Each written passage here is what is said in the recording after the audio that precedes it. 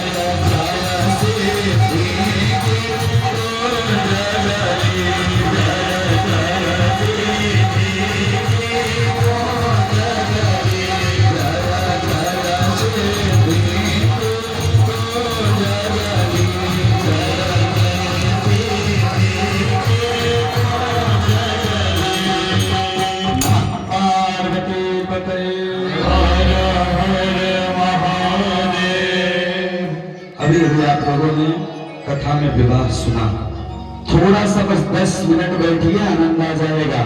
कथा में विवाह सब लोगों ने सुना, और विवाह किसने कराया पता है आप लोगों को? किसने कराया? स्वयं ब्रह्मा जी बैठ गए। अब भैया बिना पंडित के बिना नाव के कोई विवाह संपन्न आज तक हुआ ही नहीं है, चाहे वो भगवान शिव का हो, चाहे राम जी का हो, चाहे कृष्ण जी का हो। अब विवाह संपन्न व्यास जी ने कराया, और विवाह में संपन्न हो गया विवाह, क्योंकि विवाह संपन्न होता ही है भगवान का। और इसी क्रम में जब विवाह संपन्न हुआ तो मैं बताऊं कि एक क्रम ऐसा होता है विदाई का। माताओं, बेटी की विदाई बड़ी गजब की होती है। किसी की बेटी की विदाई हो बंधुओं, ध्यान से सुनिएगा, बेटी की विदाई किसी के लिए हो गजब की होती है। किसी बेटी को बड़ा करके उसे विदा कर देना बहुत सौभाग्य से होता है, लेकिन कष्ट उस पिता को, उस माता को, उस भाई को बहुत होता है। वैसे ही शंकर जी का जब विवाह संपन्न हुआ, शंकर जी का सुंदर स्वरूप बना हुआ था। आपने कथा में सुना कि जब शंकर भगवान की सासू मैया पर्चन करने के लिए गई तो नागराज फुफकारने लगे, क्योंकि भगवान का कालम महाकाल कालम कृपालम बड़ा सुंदर स्वरूप उस समय नहीं था। उस समय कैसा था? जटाजूटधारी, गले नागकारी, चिता भस्मधारी, त्रिशूल लियो हुए, उस प्रकार बड़ा विकराल स्वरूप था। लेकिन जब मैया थाली फेंक दी, पर्चन नहीं की, मैया ने कहा कि मैं विवाह नहीं करूंगी। इस जमाने में दुल्हा सुंदर खोजा जाता है। नारद का मैंने क्या बिगाड़ा था जो विकराल दुल्हा खोज दिया? मैंने क्या नारद का बिगाड़ा? अच्छा, भले आज का जमाना बड़ा गजब का है। लड़की और लड़के की अगर शादी लगती है तो लड़की हमेशा सुंदर ही खोजता है, और लड़का भले ही कालिदास हो, लड़की ऐश्वर्या राय चाहिए। सही बता रहे हैं। जोड़ी लड़का कैसे खराब हो, लड़की उसको सुंदर ही चाहिए। यहाँ विवाह में क्या हुआ देखिए, माता जी ने संदेश भिजवाया कि जाओ कह दो नहीं मदर इल्ला चली जाएंगी ऊपर, विवाह हो ही नहीं पाएगा। शंकर जी से जाके बताओ रूप बदल दें, नहीं तो सब काम गड़बड़ हो जाएगा। और शंकर भगवान के यहाँ जब सूचना मिली तो 12 बजे रात को शंकर जी रूप बदल दिए, और विकराल रूप था, और शंकर जी अपना रूप बदल दिए, चेंज कर दिए। जब शंकर जी रूप बनाए माताओं, सब जानती हैं कि विवाह में बस इतना ही आप लोग सुनी है कि शंकर जी का बड़ा खराब रूप था, जटा बढ़ी हुई थी, भस्म लगाए थे, सांप था। लेकिन जानते हैं भगवान शंकर कैसे हैं?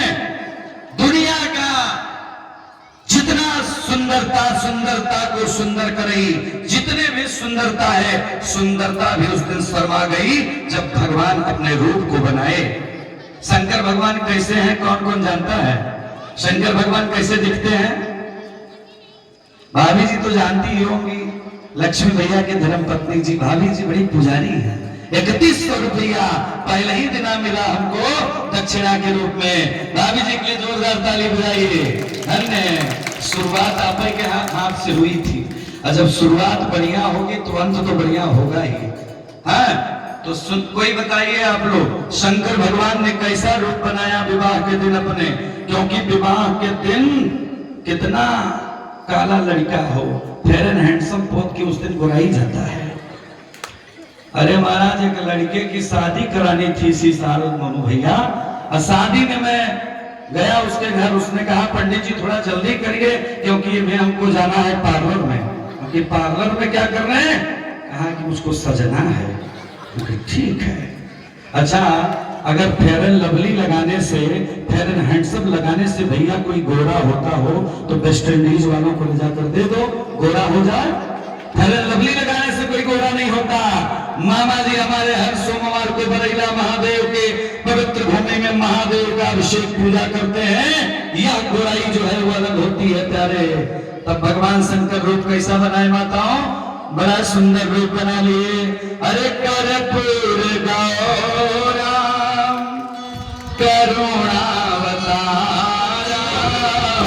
संसार सारम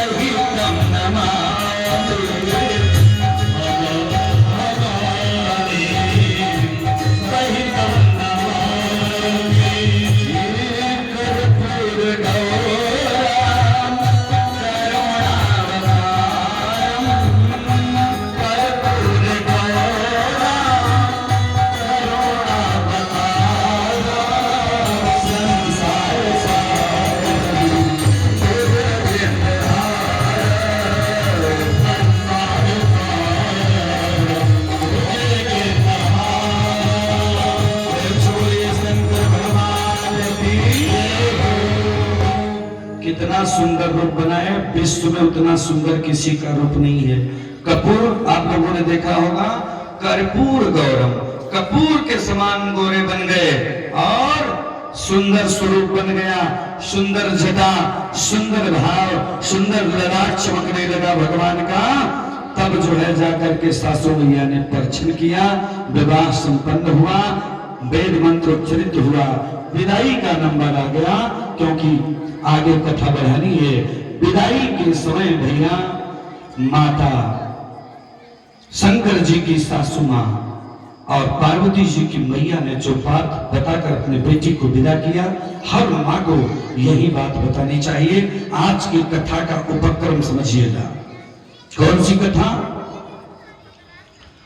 भगवान के दिव्य विवाह की कथा का जो ये लाइन समझ गया, अभी जो मैं पढ़ने जा रहा हूं ना, वो सब समझ गया।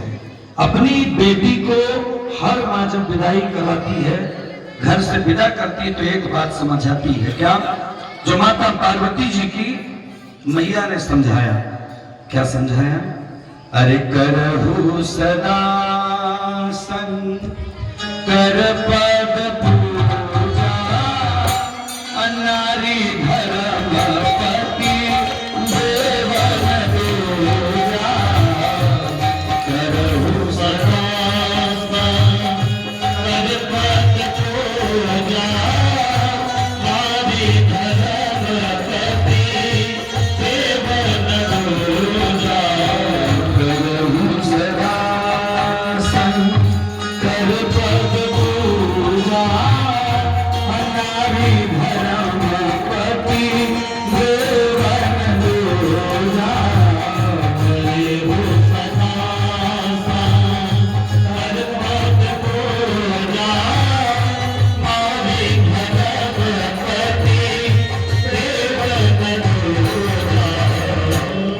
बेटिया यहाँ से जब जाना ना तो सिर्फ अपने पति के चरणों में अनुराग रखना, पति को ही भगवान मानना, क्योंकि दुनिया में ब्रह्मा विष्णु महेश नहीं दे सकता जो पति दे सकता है।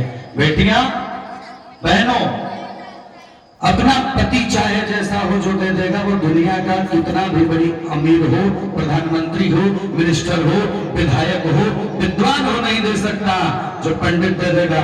कौन? अपना वही जो ब्राह्मण के आशीर्वाद से मिलता है, पति सुहाग।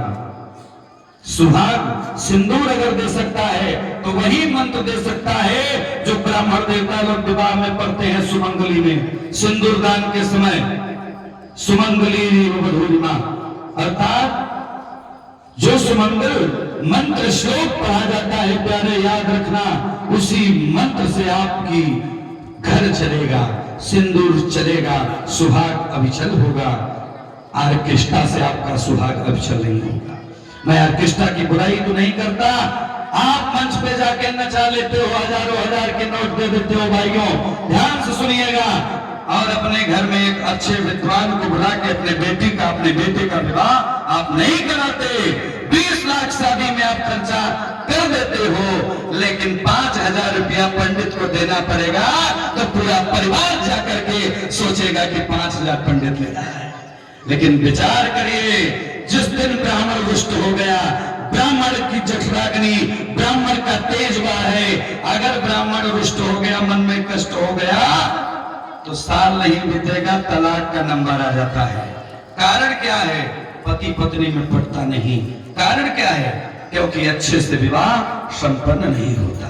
नहीं महाराज, जैसे भोले बाबा का विवाह हुआ, राम जी का विवाह हुआ, कृष्ण का विवाह हुआ, अगर वैसे हो, कैसे?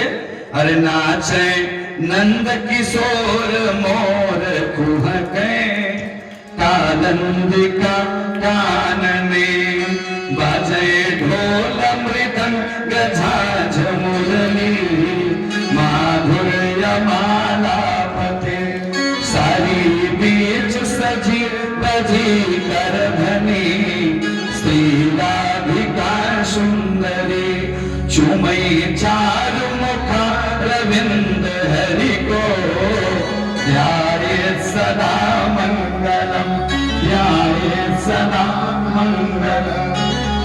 प्यारे, जब ये मंगल पाठ आपके घर में होगा, तब आपके घर में शुभ होगा। धन्य है माता जी। 51 रुपए अर्पित हुए विवाह के क्रम में, जोरदार ताली बजाइए। अरे महाराज, ताली बजा करके सहयोग कराइए।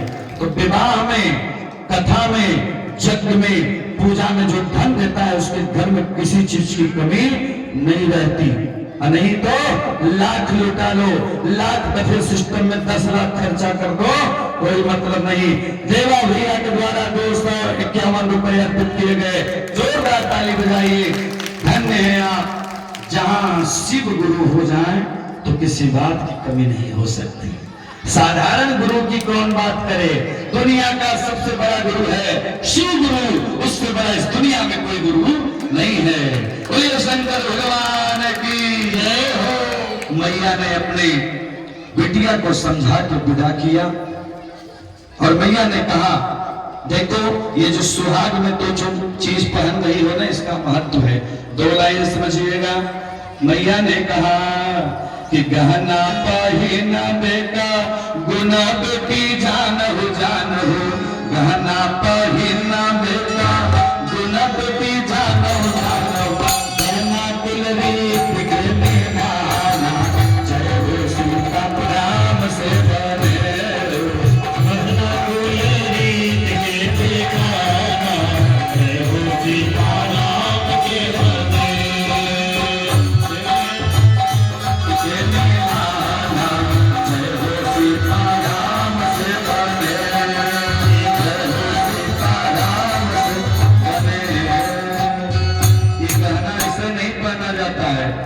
सिंदूर का महत्व है, बिंदी का महत्व है, कंगन का महत्व है।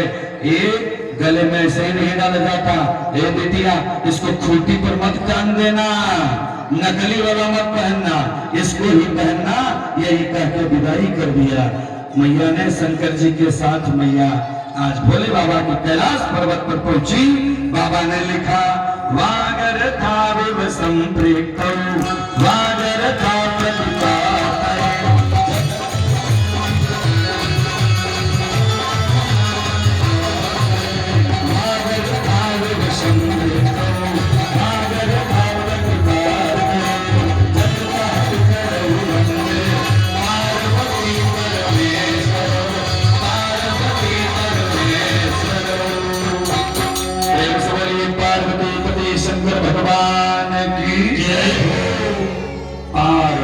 परमेश्वर।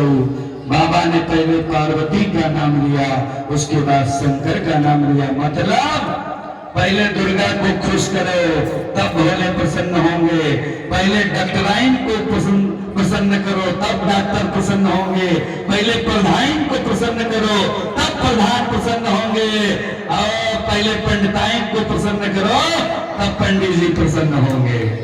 नहीं सब प्रवचन भुला जाएगा, पंडिताइन नाराज हो जाएंगे। क्या मम्मा? अगर एक पंडित जी थे, बड़े विद्वान थे बेचारे, एक दिन पत्नी से झगड़ा हो गया। अच्छा नाना जी, ऐसा तो कोई है नहीं दुनिया में कि जिससे झगड़ा पत्नी से ना हो जाए। थोड़ा बहुत तो होना चाहिए, उसमें प्रेम बढ़ता है। लेकिन उस दिन पंडित जी के घर कुछ ज्यादा ही हो गया, और पंडित जी के घर में जब ज्यादा हो गया तो पहुंच गए चुर्क चौराहे पर। पंडित जी चुर्क चौराहे पर, और पंडित जी से एक जजमान मिल गया सिद्धि का, जैसे शिव गुरु टेंट हाउस के मालिक हैं देवा भैया, ऐसे ही आप की तरह बड़ा विद्वान, सही बताए, अच्छे व्यक्ति आप। और पंडित जी को कहा बाबा गोड़ लागी, बिहार की भाषा। पंडित जी कुछ नहीं बोले। अब बेचारे घर में झगड़ा हुआ है तो फलक ही पड़ा बढ़िया लगे, पत्नी से लड़ाई हुई थी। फिर देवा भैया ने कहा यूपी की भाषा में, पंडित जी प्रणाम। फिर पंडित जी कुछ नहीं बोले। फिर जजमान ने कहा बाबा गोड़ लागी। तब पंडित जी धीरे से कहे खुश रहो बेटा। अच्छा कष्ट में बेचारे पहले ही से थे, खुश रहो बेटा। अरे महाराज जजमान बड़ा विद्वान था।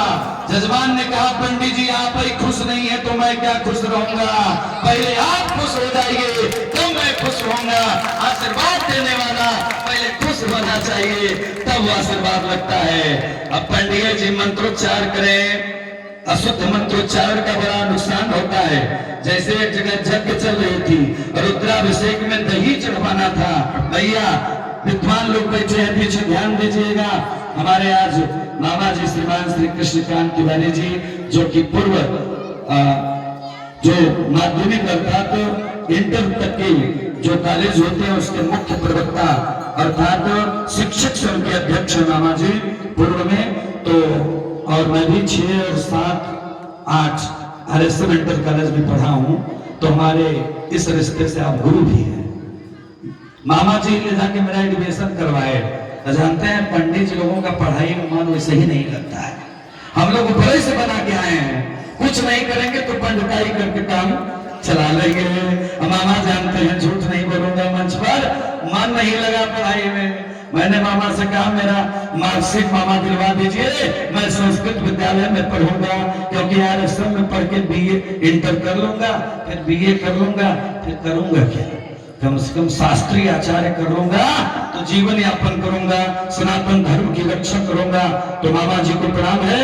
अब अंतिम बात आपको बताऊं, भगवान की कथा। पंडित जी मंत्रोच्चारण कर रहे थे रुद्राभिषेक में, एक जगह यज्ञ मोनो भैया चल रही थी, दही चढ़ाने का मंत्र है। संजू भैया आज आप चढ़ाए होंगे, मामा जी भी चढ़ाते हैं, तो दही का क्या मंत्र है आप लोग समझिएगा। हरि ओम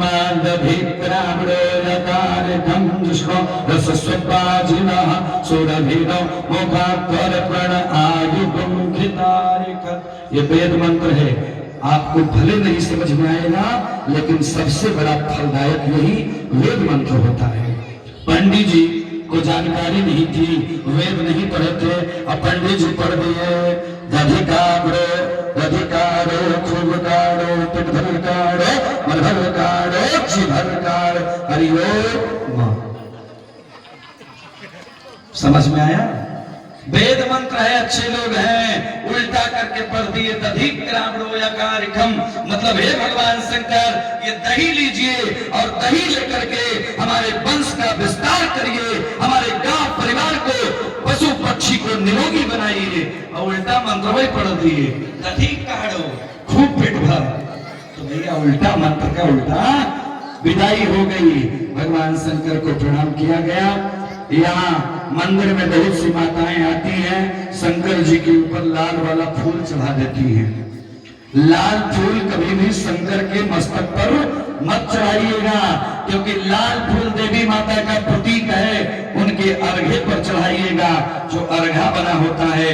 नहीं ऊपर चढ़ाओगे तो दुनिया में मनुष्य की यहाँ धर्मपत्नी पहले से सर पर चढ़ रही है भैया, और उनके हाथ चढ़ जाएंगे तो हालत खराब हो जाएगी। बोले वृंदावन बिहारी लाल की। जब माताएं घंटी बजाती हैं, आप लोग एक एक चीज का ध्यान दीजिए। प्रदीप जी महाराज हमेशा बताते हैं शिव महापुराण में घंटी कैसे बजानी चाहिए।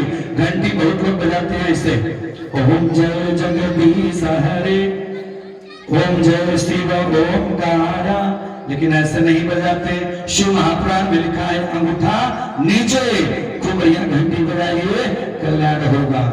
बाबा आज विदाई करा के कैलाश पर्वत पर आए।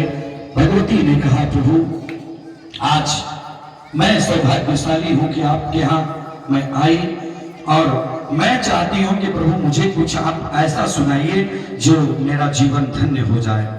भगवती ने कहा अरे कथा जो सकल लोक हितकारी, कथा जो सकल लोक हितकारी, कथा जो सकल लोक हितकारी, कथा जो सकल लोक हितकारी, सो पूछन चाह शैल कुमारी, सो पूछन चाह शैल कुमारी, सो पूछन चाह शैल कुमारी, सो पूछन चाह शैल कुमारी।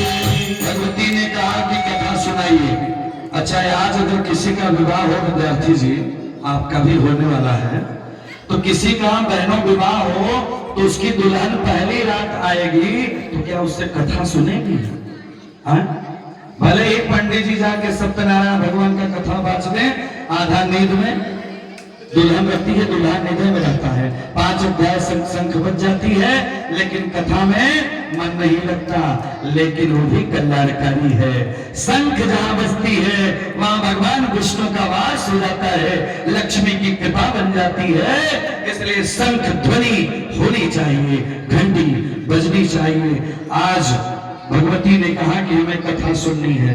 कलयुग की कोई स्त्री होती, माताएं बुरा मत मानिएगा, सिद्धि की नहीं, तो अगर पति से पहली रात में हर एक स्त्री यही चाहती है कि हमको कुछ मुंह दिखाई में मिल जाए ना, लेकिन माँ ने कथा मांगा, भगवान ने कथा सुनाना शुरू किया, तभी मैया ने एक प्रश्न कर दिया, हे बाबा आप दिन भर राम जी का नाम जपते हैं, ये राम है कौन? उसी राम के जन्म की कथा मैं सुनना चाहूंगी। राम जी इस पृथ्वी पर क्यों आए, मनुष्यों में क्यों आए, और आए तो राम ने क्या क्या किया, ये सारा हमको विधि विस्तार से बताइए। हे प्रभु, राम जन्म के हेतु बने का, राम जन्म का कारण क्या था? भोले बाबा ने कहा देवी राम जन्म के तो कई कारण हैं, लेकिन मुख्य 5 कारण हैं। वो कारण कल बताऊंगा, क्योंकि समय अपनी परिधि पर है। कारण 5 है, समय कम है, लेकिन भोले बाबा का विवाह हुआ है, दुनिया का सबसे बढ़िया भजन है वो होगा। और राम जन्म के 5 कारण कल बताए जाएंगे, और राम जी का जन्म परसों कराया जाएगा। तो देवी जी के द्वारा भी राम जन्म के कारण बताए जाएंगे। मैं भी जो कुछ बोलूंगा राम जन्म के कारण, क्योंकि जब जब हो धर्म के हानि, जब जब हो धर्म के हानि, हो धर्म के हानि, भरई असुर धर्म अभिमानी, भरई असुर धर्म अभिमानी, भरई असुर धर्म अभिमानी, भरई असुर धर्म अभिमानी, भरई असुर धर्म अभिमानी, भरई असुर धर्म अभिमानी। श्री राम जय राम जय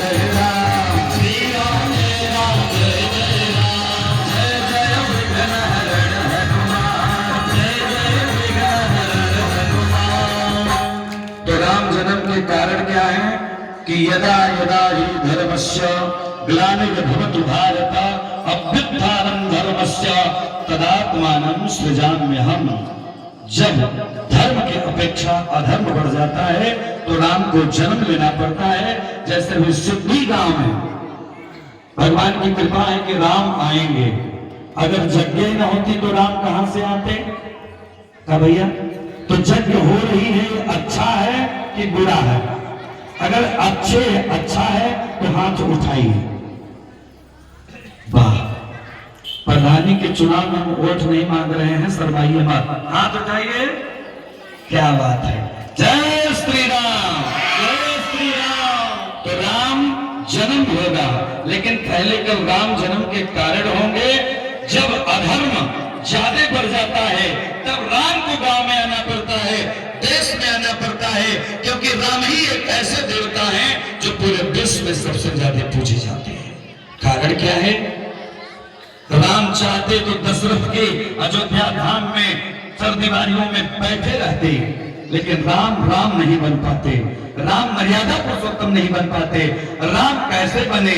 जब अपने महल से निकल करके जो देश का, विश्व का सबसे वंचित वर्ग है, आदिवासी, पिछड़े, गरीब के बीच भगवान श्री राम 14 वर्ष जो भी अपना समय बिताए, इसलिए राम की महिमा सबसे सर्वोपरि है।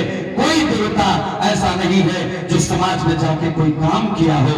राम जी ऐसे हैं जो समाज में जाकर के सबको जोड़ने का कार्य किए, किसी को तोड़े नहीं। भाइयों, एक बार की बात है, किसी संत ने कहा, कुछ लोग जैसे सिद्धि में अच्छे लोग हैं, सिद्धि के जैसे लोग, कुछ लोग हमारे स्वामी कल्पात्री जी महाराज के आश्रम में गए।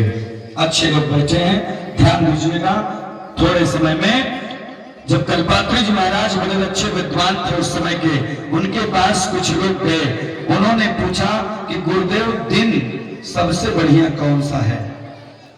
दिन सबसे बढ़िया कौन है बताओ? तो कल्पात्री जी महाराज ने कहा कि बेटा, प्रश्न तुम ही कर लो, तुम्हारे दृष्टि में दिन बड़ा कौन है? किसी ने कहा मेरे लिए सोमवार बड़ा है, क्योंकि शंकर जी का दिन है। ध्यान से सुनिएगा। किसी ने कहा मंगलवार बड़ा है, क्योंकि हनुमान जी का दिन है।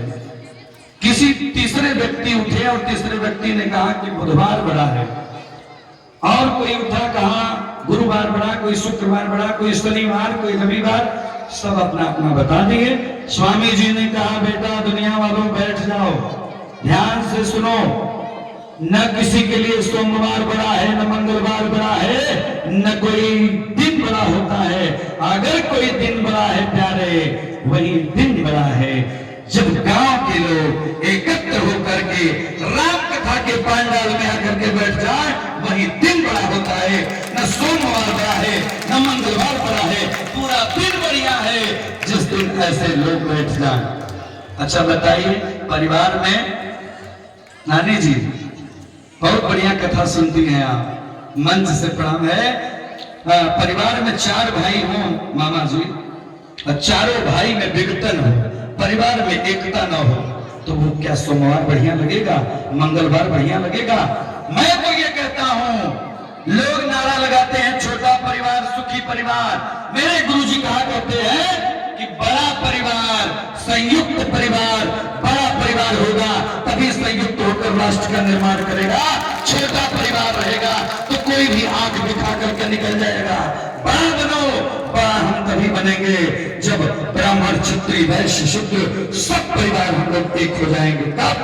अरे जाति पाति पूछे नहीं कोई, जाति पाति पूछे नहीं कोई, जाति पाति पूछे नहीं कोई। हरि का भजन सो हरि का होई, हरि का भजन सो हरि का होई, हरि का भजन सो हरि का होई, हरि का भजन सो हरि का होई। निर्मल मन जन सो मोहि पावा, निर्मल मन जन सो मोहि पावा। मोहि कपट छल छिद्र न भावा, मोहि कपट छल छिद्र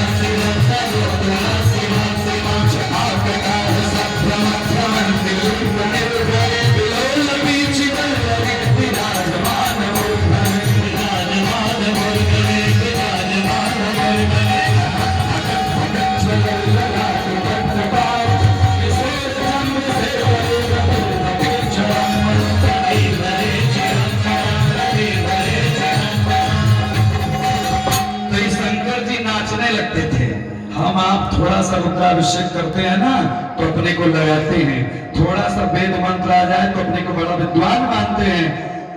साधारण पंडितों का वेद मंत्र समझ नहीं आता था, ब्रह्मा उसके यहाँ पाठ करते थे। शिव तांडव पड़ता था तो शंकर जी नाचने लगते थे। नृत्यावसाने नटराज राजोनाथ धक्काम नौ पंचवारम। प्यारे, उस रावण की क्या गति हुई, अभिमान आ गया उसके अंदर। शंकर की भी पूजा किया। यहां रावण का भी पाठ होता है, रावण के भी पाठ में शंकर की भी पूजा किया तो शक्तिशाली बन के किया। अभिमान दिखा दिया शंकर को। अभिमान भगवान का भोजन होता है। अभिमान में बोलता था जटाटवी गलत चुला। एक तरफ राम को देखिए, राम जी जब रामेश्वरम शिवलिंग की स्थापना की तो क्या पढ़े, एक तरफ रावण का पाठ है और एक तरफ राम का पाठ है। राम ने क्या कहा, रावण के पाठ में अभिमान है, राम के पाठ में अरे नमामि समीसा न निर्वाण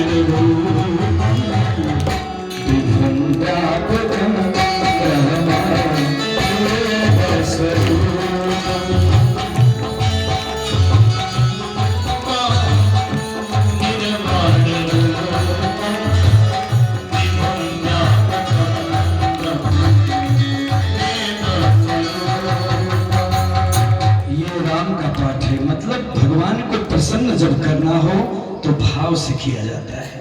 अभिमान में सब काम गड़बड़ हो जाता है। अभिमान किसी चीज का बेकार होता है। भगवान करे कभी किसी को अभिमान न आए। नहीं, एक साधारण मनुष्य राम विराट रावण को भी परास्त की अभी कथा में आप सुनेंगे। तो कल भगवान के जन्म के कारण बताए जाएंगे, लेकिन आज भगवान का विवाह हुआ भोलेनाथ का। अच्छा, भोलेनाथ के कितने भक्त हैं?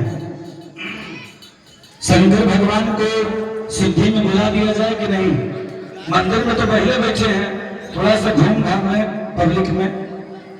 एक बार दुर्गा माता पार्वती माता अपने पति देवता को खोजने लगी। एक बिहारी बाबा गाते हैं क्या कि कहाँ भुलैली हो रउआ, कहाँ भुलैली हो, कहाँ भुलैली हो रउआ, कहाँ भुलैली हो, रउआ कहाँ